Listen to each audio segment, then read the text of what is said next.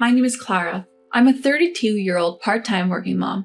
I married into a family that owns a renowned business corporation. Despite the surprising ease with how both families accepted our union, others were quick to label us a mismatch. But now, 5 years into our marriage, everyone watches over us with warmth. I feel truly cherished and it makes me grateful every day. This not only applies to my relationship with my husband, but with my in-laws as well. Especially my mother-in-law. She treats me just like her own daughter. Clara, darling, are you feeling all right these days? You look like you've lost some weight. I'm worried about you. Here, take this. Why don't you go out with that co-worker friend who visited the other day? What my mother-in-law handed me was a coupon for a popular steakhouse. I can't use these lunch vouchers because I usually eat at our company's cafeteria.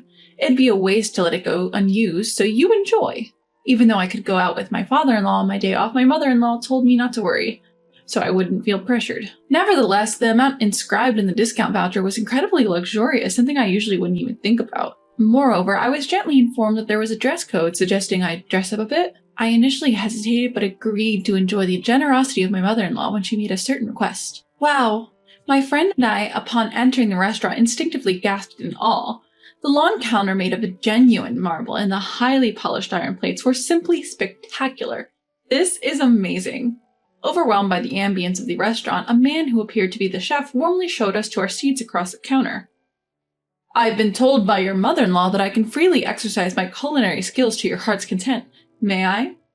Encouraged by the chef's experienced demeanor, my friend and I silently nodded in agreement, feeling a bit relieved. After all, we had no idea what or how to order in such a high-end restaurant. Just as the madam said, I'm delighted to see you enjoy your meal so heartily. Please come again.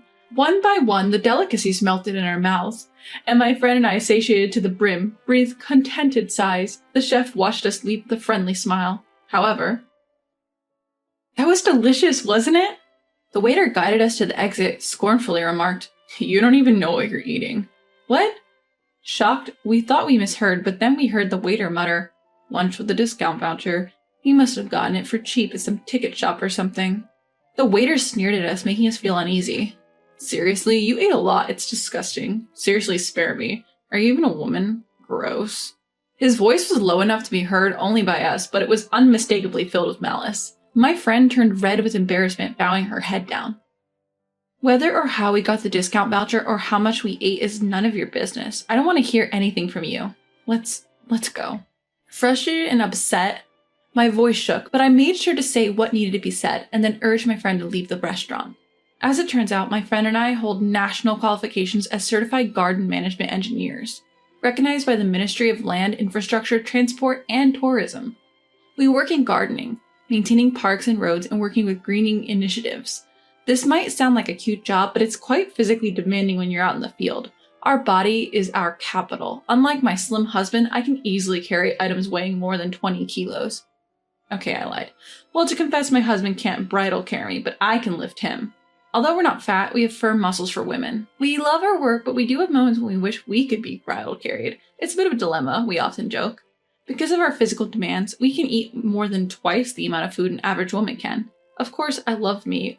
I think the chef made our hearts flutter by saying, The madam told me you could enjoy the meal to your heart's content, and I'm glad you enjoyed your meal so much because my mother-in-law had told him about us. Still, the deliciousness of the food got the better of us, and we ate more than usual. However, being called disgusting was too much. My heart, which had been so excited just moments ago, suddenly felt deflated. I'm sorry, it's because I invited you. My friend, whose cheeks were still flushed with embarrassment, reassured me that it wasn't my fault, but I couldn't shake off my feelings.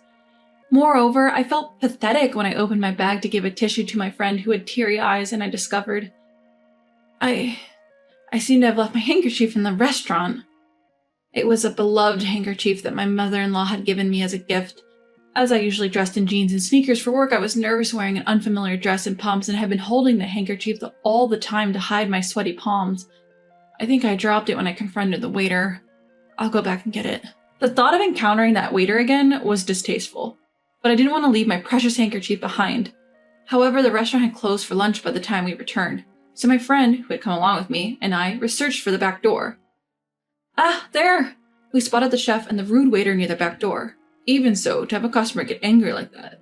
Wasn't there some sort of rudeness? I said it many times. This is customer service. Depending on your attitude, even the owner's reputation, who is your father, could be affected. You need to be aware of that. Yeah. In response to the admonishing chef, the waiter maintained a sullen face, nonchalantly brushing off his advice. It seems that the waiter from before was the son of the owner of this restaurant. Excuse me for interrupting, but was there a handkerchief left behind today? Feeling guilty about eavesdropping even unintentionally, I quietly addressed them. The chef, as before, responded to me with a smile. Please apologize properly, he told the waiter. The chef, who had brought the handkerchief from inside, handed it to the waiter and encouraged him to apologize.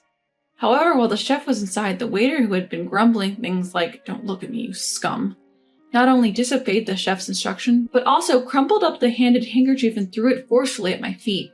Then, with loud footsteps, he walked back into the restaurant, leaving the flustered chef to apologize profusely to us, to the point where we felt embarrassed. A while later, I had another encounter with this waiter. You're really bottom tier, aren't you?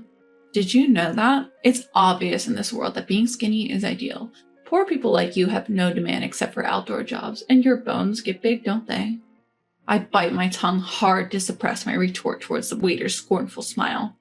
In reality, the favor I was asked for my mother-in-law in exchange for the discount coupon was a proposal for indoor decorations that would suit the restaurant's atmosphere. Clara, you also have qualifications in garden decor, right? This restaurant is our business partner. I'd like you to work on it while you're dining there. Wouldn't that be great? It was a kind gesture from my mother-in-law and a delightful work proposal, but today was a discussion while observing actual plans for the arrangement. But I never expected him to be a part of it. Furthermore, he seemed to have tagged along for the inspection, and in the absence of the chef, who usually plays the role of supervisor, he was more intrusive than ever. I've prepared materials over there, please take a look. He was pressuring me with a low voice, checking around to make sure no one was watching. Oh, not saying anything today? Well, you would be in trouble if you can't get a job from us, right? Please, over there. What? I'm saying this loud enough for you to hear because you're ignoring me. Despite his malicious words and delight in being unpleasant, I remained silent. As much as I hated to admit it, I didn't want to ruin a job opportunity introduced by my kind-hearted mother-in-law because of him. He left the scene with a laugh, shrugging his shoulders at my reaction. Hey Clara, I'm sorry for asking this only a month later, but is it okay to have the next birthday party at the steakhouse we went to last time? My mother-in-law asked me this with a slightly troubled look when my father-in-law's birthday was nearing. It was a family tradition that my mother-in-law wanted everyone to attend my father-in-law's birthday party once a year. All three brothers, their families, and I regularly meet as we all get along well, and everyone looks forward to celebrating not just my father-in-law's birthday, but also my mother-in-law's birthday every year. I told him to tell me his favorite restaurant, and he just went ahead and booked it himself. Such a troublesome man. If I had known about this, I would have given you a coupon for a different restaurant, my mother-in-law sighed. Normally, I would readily agree, but this time I couldn't muster a smile because of the waiter. I was feeling apologetic. My mother-in-law suddenly became serious. Something happened, didn't it? Even when I tried to avoid her gaze, she quickly held my cheeks and brought my face close to hers.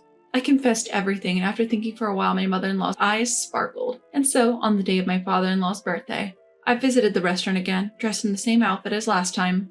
Welcome, we're pleased to have you here. Lost amidst my gathered in-laws, I entered the restaurant, keeping my gaze lowered. The chef, as formal as ever, greeted me with a nod and a warm welcome, which slightly eased the tension I felt. However, unlike the counter we sat at last time, this time we were in a spacious private room. As each of us settled at the banquet table, I noticed the figure of the waiter bringing drinks. As he walked past me, his dismissive attitude and his habitual clicking tongue were just as they had been. In fact, the moment the chef left the room, it seemed as if he had discarded all his responsibilities as a waiter. With a dismissive throw of his words, he literally abandoned his service. Do you want a drink? Pour it yourselves. He showed no embarrassment in pointing to the drinks with such a flippant tone. Frankly, this is not a place for people like you understand? This is a social spot for the wealthy. The presence of poor people like you lowers its prestige. He said this as if it were self-evident and then heaved a dramatic sigh. And that is your best outfit? You look so poor. Haven't I told you before? A bottom-rung, poor, unintelligent glutton who can't even appreciate good food, especially a woman, should never show her face here again. Can't you even remember such a simple thing? Really, spare me. Just go home. With a shooing motion, he waved us off as if chasing away an animal. Furthermore, when we remained silent and unmoving, he seemed to grow irritated and let out another disgusted tisk. At that moment, my mother-in-law, who had been silent until now, asked in a calm voice, "Is that all you have to say?" What? What is it, old woman? Where did you buy those clothes? Aren't you embarrassed to go out in that? In response to the waiter's retort, my mother-in-law's demeanor changed dramatically. I felt a sudden chill, but he didn't seem to notice. You don't want to upset Mom. She's far more terrifying than Dad. My husband once told me this and I felt I was getting a glimpse of the truth behind his words. Whether he sensed her intensity or not, the waiter looked a bit puzzled. So you're the son of the owner of this place, right? Well, then it's perfect that your father is here. Huh? With that cue, the chef who had disappeared from sight comes carrying a large tablet. As per your instructions, I've connected you to the owner. He's seen everything. What? My dad? The waiter's outlandish cry made me internally retort, even in such a time, not father, but dad, huh? You're out of character. However, the waiter himself was far from calm. What? Ugh! He stammered, completely ignoring my mother-in-law. Owner, as you can see, I appreciate our past dealings, but it won't continue as before. I'm going to sell all the shares I hold in this place worth about $10 million. Despite addressing the owner, she turned her eyes sharply towards the waiter, delivering her words with the clarity of a biting frost. It's a good lesson for you to see what can happen because of your attitude, isn't it? The waiter, finally grasping the critical situation, stammered again like a frog frozen under a snake's gaze. You are... He finally remembered about respect. My mother-in-law cut him short. Oh, I'm just a poor person who doesn't need to give you her name. The waiter dropped to his knees as if his legs gave out. It was then that the owner's voice resonated from the tablet. Madam, I really don't know how to apologize for this. I feel terrible having to do this over a screen. My son has done something truly outrageous. I'm sincerely, deeply sorry. I don't care about me. Cutting off the owner's desperate pleas, my mother-in-law showed a clear sign of anger for the first time. Clara is my pride and joy. When my son told me he wanted to marry her, I went to see her work from afar. Her work was meticulous, polite, and diligent. She's an honest woman who doesn't change her attitude depending on who she's dealing with. She doesn't deserve to be looked down upon by someone like you. No matter what clothes she wears, she's always bright, a bit clumsy, and has an irresistibly cute smile. Claire's just that way. No matter what you think, I want to fill her belly with delicious food, and watching her enjoy her meals is my happiness. Well, I won't forgive you for hurting my dear daughter again and again. My mother-in-law's determined statement overlapped with the image of my own mother in my mind. Despite the differing appearances and demeanors, my mother-in-law, who was doing her best to protect her daughter-in-law, felt just like my own mother. When I noticed my husband was gently embracing my shoulder, and I realized I was crying from the warmth of his touch and the handkerchief he handed me. Sorry, I don't want to dirty your handkerchief with my snot. Can you get me a tissue? While my husband was trying to hold back his laughter on one side, I needed many tissues for my tears. During all this, my mother-in-law continued to press the waiter firmly and unyieldingly. What's important to me is the entire family here. None of us should be belittled by you. Our outfits that you snickered at are indeed no-name brands from chain stores. But for my dear family who are willing to joyfully wear clothes that they know will be looked down upon and are not even to their own tastes, I feel proud. You don't need to judge people by their fashion at first glance. As long as you cherish what's important, everything else doesn't matter. I'm sorry. Facing my mother-in-law's wrath head-on, the waiter began to tremble and apologized. You're absolutely right, madam. He was unbelievably rude to your family even though he didn't know they were related to you. I'll disinherit my son this instant. Dad! Don't call me with that embarrassing name, you failure. I made a mistake in how I raised you. Your younger brother will take over the company. Don't ever come back. Dad! The owner's son, Desone, clung to the tablet, but was let out by the concerned chef. I'm sorry for involving you in this mess. What are you talking about? What happened was just clearing the way to enjoy a delicious meal. Today we're going home saying how tasty and fun it was. Well, if I had to say something to everyone who came along with us, it would be more than just, I'm sorry, right? Huh? Puzzled by her bright insistence, I blurted out, Mother-in-law, you're so cool. The unexpected compliment slipped out of my mouth, causing my husband to burst out laughing, and the rest of my in-laws to clap and laugh heartily. After that, the owner's son seemed to be struggling to live in a small apartment after being kicked out of his large family home. The owner also found himself scrambling to stabilize his rising stocks after learning that my determined mother-in-law had really switched her stocks to another company, and her friends followed suit, causing the previously soaring stock price to fluctuate. I hope these days as family will continue forever and ever. That way we can always laugh together. With that thought, I felt like crying from laughter again and hurriedly started looking for a tissue.